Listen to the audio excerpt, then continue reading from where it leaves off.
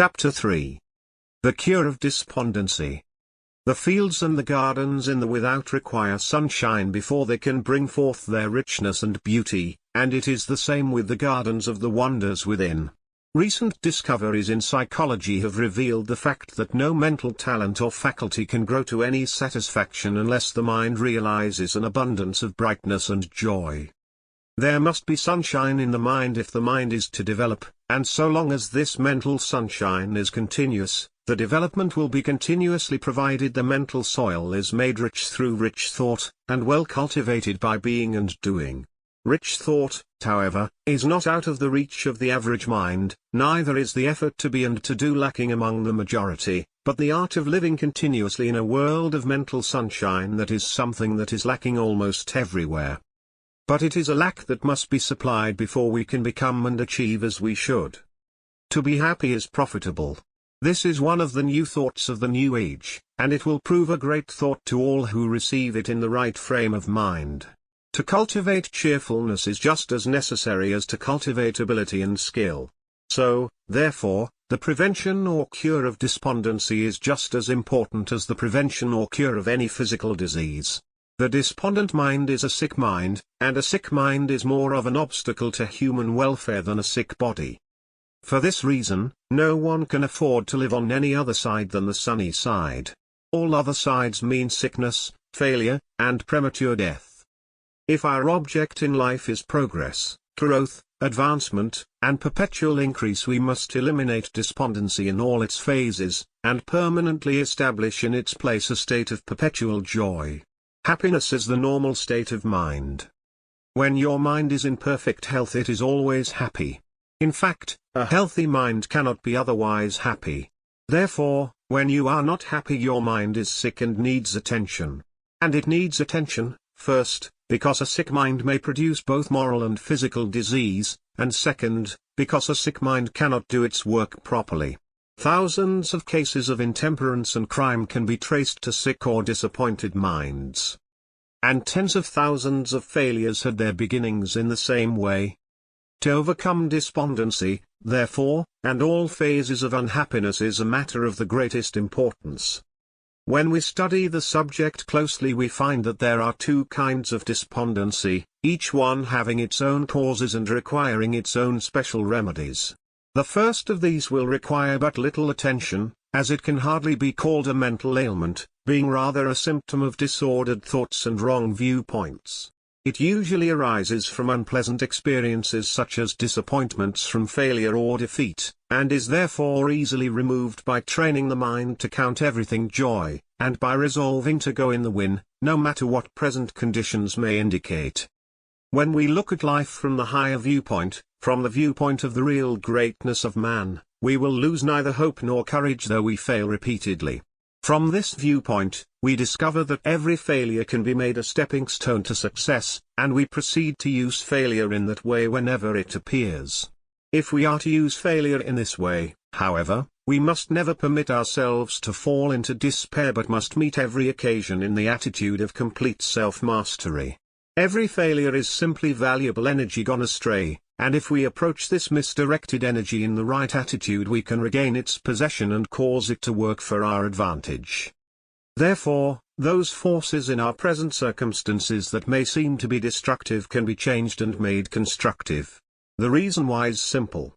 If we can change the direction of our forces or circumstances by the wrong action, we can also change the direction of those forces through the right action, and thus cause those forces to work according to our purpose and plan.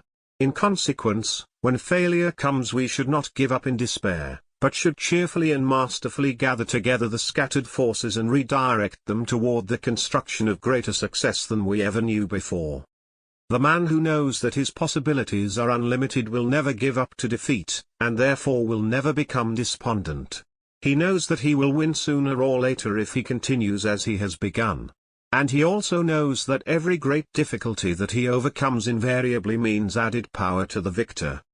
Such a mind can never be disappointed even though he should lose and fail in many places. He knows that he has a destiny in his own hands and must inevitably attain whatever he has in view. When we understand metaphysical laws, we know that we cannot afford to become disappointed at any time, no matter how wrong things may seem to go, for the fact is that if we continue to be cheerful, hopeful, and full of faith, we are in that attitude through which we can apply our powers and talents successfully in causing all things to go right. In consequence, the despondency that comes from failure or defeat can easily be overcome or prevented by looking at life from a higher point of view. When we know our own possibilities and are constantly learning more thoroughly how to master and control our fate, we shall never mind a few reverses. They are but temporary, and under the hand of the mind that knows, will soon give way to order, advancement, and greater achievement. The simple science of right breathing is to breathe with the entire chest and to make all breathing orderly. When you feel the vital energies of the system running low, breathe more, and if you have the opportunity to be perfectly quiet for a few minutes, trying at the time to realize that you are the vital center about which all the forces in your world tend to accumulate. And this is true.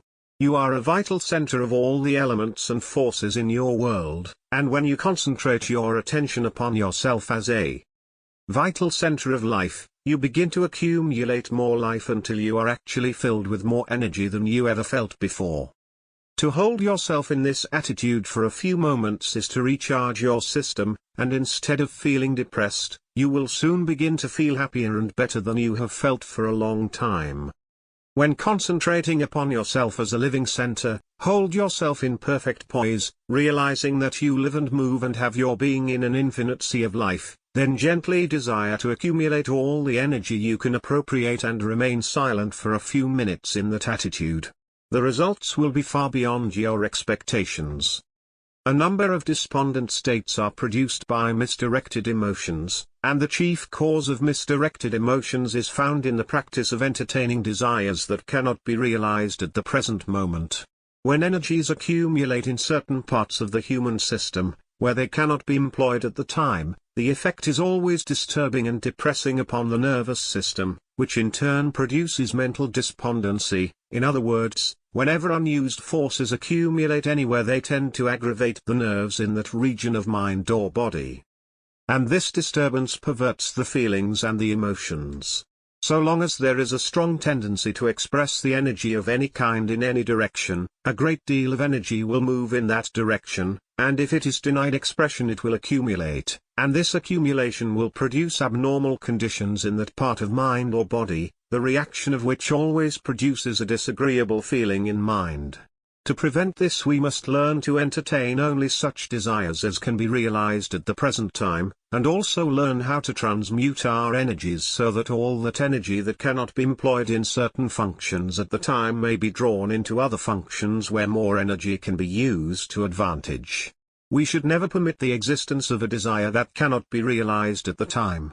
When such desires arise, we should turn our attention at once to something else. This turning of attention will tend to draw the energy connected with that desire toward other parts of the system where practical use can be realized. In this connection, a few illustrations will be found valuable. If you cannot honestly satisfy your desire for elegant clothes, change that desire and desire a beautiful soul instead. If you cannot afford to satisfy your desire for rich food, train yourself to desire rich thoughts instead.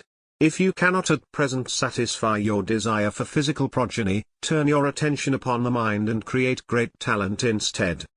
Any number of similar illustrations can be given to bring out the idea intended, and all who will apply this idea will find it an easy matter to prevent all this physical and mental disturbance that may arise in the system when our energies are not permitted to express themselves along the original channels.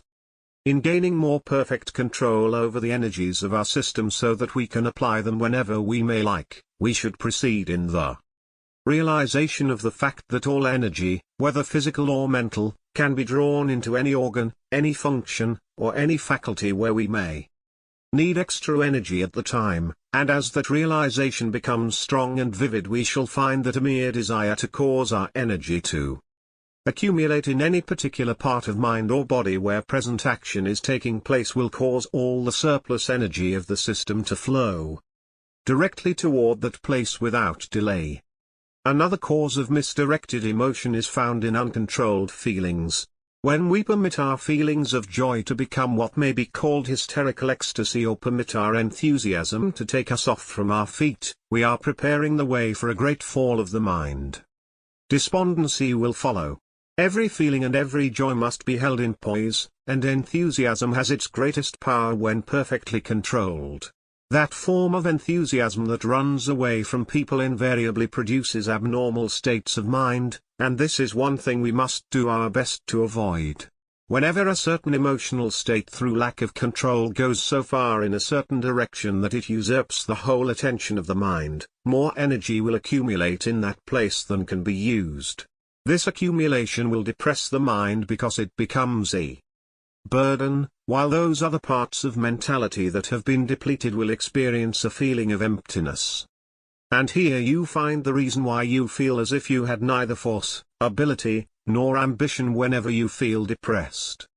When we are never overjoyed nor overenthused, when we never permit the existence of desires that can never be satisfied, and when we never permit any feeling to go beyond our control, we shall prevent entirely all depression that may arise from the misuse of emotions. But should despondency come from any source whatever, we can remedy the matter in a few minutes by concentrating attention upon the brain center as outlined in the remedy for nervousness in a previous lesson, proceeding at the time to practice deep and full breathing. Through these methods, we shall restore the equilibrium in the nervous system and at the same time increase the vital energy all through the system. When we come to consider those forms of despondency that arise from a disturbed solar plexus, we are face to face with a problem that sometimes appears to be mysterious, the reason being that the solar plexus is considered by many to be the connecting link between the physical and the metaphysical sides of the human system. Those who accept this idea naturally believe that a great deal of extra energy would be liberated if the solar plexus were made more active, but this is not true. The fact is that the less conscious attention we give to the solar plexus, the better. Disturbances that arise in the solar plexus invariably come from imperfect digestion, and when the solar plexus is disturbed, it tends invariably to disturb all our feelings, both physical and mental. We find, therefore, that despondency coming in this way has its original cause in imperfect digestion. For this reason, we shall find that some of the most severe cases of despondency are not premonitions of terrible disasters near at hand, as many people sometimes think, but have no other source than the stomach. In fact, it can be safely stated that more than 3/4 of the cases of despondency have their origin in poor digestion. Good digestion, therefore, especially if reinforced with a well-poised, the harmonious nervous system, will prevent the larger part of the despondency that may come to the average individual. And knowing this, we realize the folly of taking despondency with so much seriousness. If we would make it a practice instead to look upon those conditions as of no particular moment, and then proceed to place our digestion in order, we should go very far toward restoring mental health and wholeness for all time. Those cases of despondency that come from physical disturbance are found only among people who have strong psychical tendencies, but who do not know how to use those new forces that have arisen in their deeper mental life. Whenever a new power has awakened, the knowledge of how to use it should be at hand, and there will be no serious mistakes in this application. This being true, no one should attempt to use a new power, whatever it may be, until well informed as to its nature and right use. That form of despondency, however, that comes through psychical disturbance is usually of a serious nature, and everything possible should be done to prevent it completely.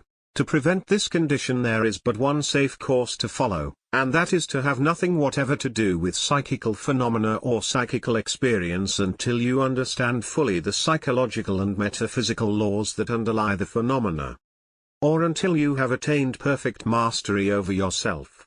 To a great many minds, however, these requirements may seem too stringent. In fact, if one should comply with these requirements, it would be impossible for anyone to engage in psychical research, and though this is practically true, it is also true that most of us will find it greatly to our advantage to give no attention to psychical research whatever.